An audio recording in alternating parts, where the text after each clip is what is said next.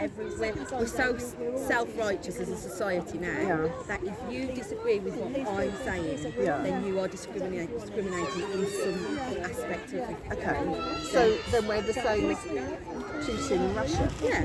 We're exactly the same as those countries. And when you break it down to even certain things like language, so if someone's saying to you, you will use someone's pronouns. Yeah. You're like, well, that's compelled speech. Yes. Yeah. This isn't Korea.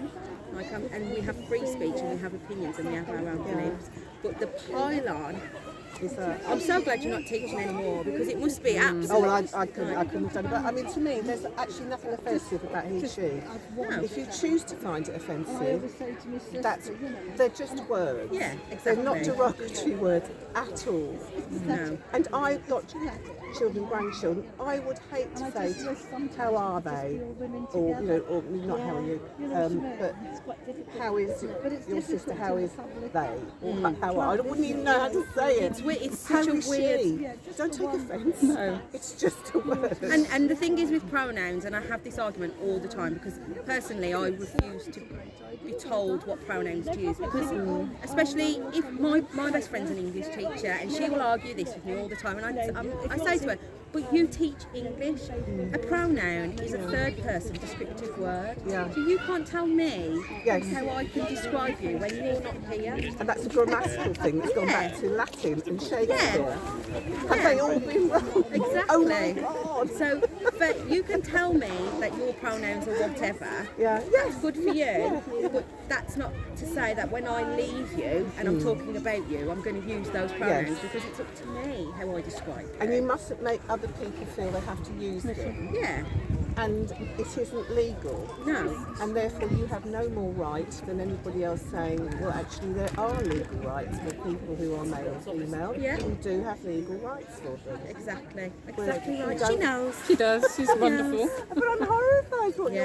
you're going through. I mean, I'm hope not you the can only shout one. about There's it, so this is happening all the time in all different organisations. Yes, yes. It's constant. I think it's got worse as well, as you're 100%. saying, because other minorities can shout about their being a victim, and no longer are those who should be protected by law. Yeah. No longer are they seen as victims. Yeah. And I think that is. I think for the last 18 months, the biggest change I've had is appreciating how bad the Equality Act is. Yes, Like, that was always something that benefited me. What a good thing. It used to be amazing, like the Equality Act was brilliant, but now I think the best thing they can do is get rid of it. But then equality was always about majority. Yeah. It was never about not embracing minority. But it was Exactly. never about protecting minority at from there. the risk of majority. Exactly, and I think we've gone a bit too far with equality. We're basically saying equality, like to exclude someone is a bad thing. Well, no, there's reasons we exclude people, and they're important reasons due to safety, risk, Yes, and that sort of thing. So, Which is coming back to Yeah. your premise. yeah, so yes, it's nice to be equal. Although I like to point out the difference between equality and Being equity. Like, there's a, Do you know what? There are people starving in the world. Let's talk about equality. Yeah. And there's enough food, but they just don't have access to it. So Exactly. let's talk about equality where it really, really, really Yeah. matters. Yeah, exactly. And not. Maybe you should go back to teaching. I think so. I think she used to stand for politics. Well, politics is really important to me, is. and debate is really, really important.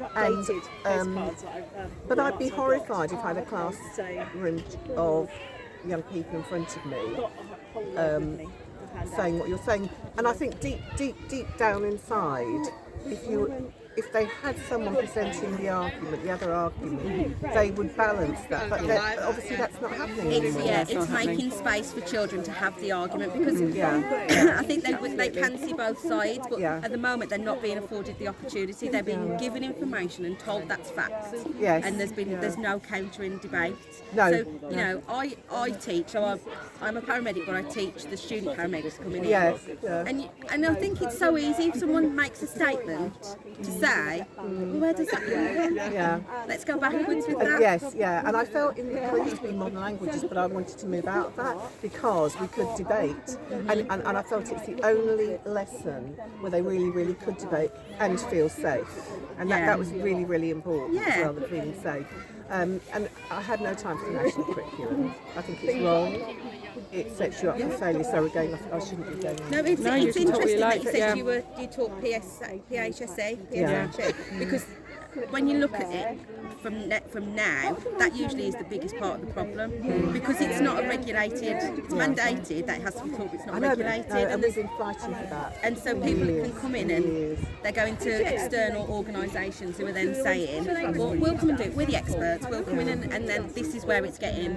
You've got children learning about a gender spectrum, and these are little children, Yeah. 5 and 6, and being told they can be whatever they want to be, and the consent has been blurred, and all sorts of things. I mean, I'm a mum, my daughter's 3, and I'm getting very, very stressed about putting her in a mainstream school. At the moment, I don't think I'm going to. I wouldn't. I mean, I've got 4 grandchildren, sort of 6, 5, 4. And the children are wonderful at that age because they just see what they see. Yeah.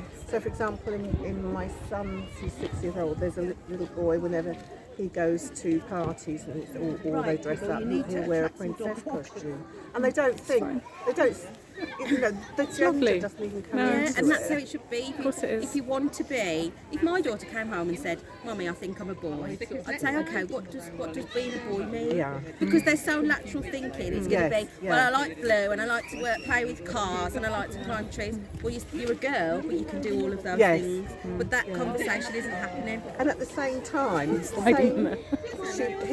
Yeah, You could definitely give her one. Poppy and Leo, because they're in the same class, will say, so that's okay that this person does that. But then they have no doubt about it. But Because the leaflets don't have our Facebook address in them. not a girl. I need that, yeah. But it's okay for him to dress the way he wants to dress. And it's horrifying to think that as they grow older, they start to pigeonhole. Yeah. This and that. More importantly, are you going to find your case? Oh, Are the unions absolutely. behind Yes, you? yeah, absolutely. Because unions are normally very, I'll very turn it off Yeah, at this my point because they're union talking about a case is that's great. current, but thank you for the conversation.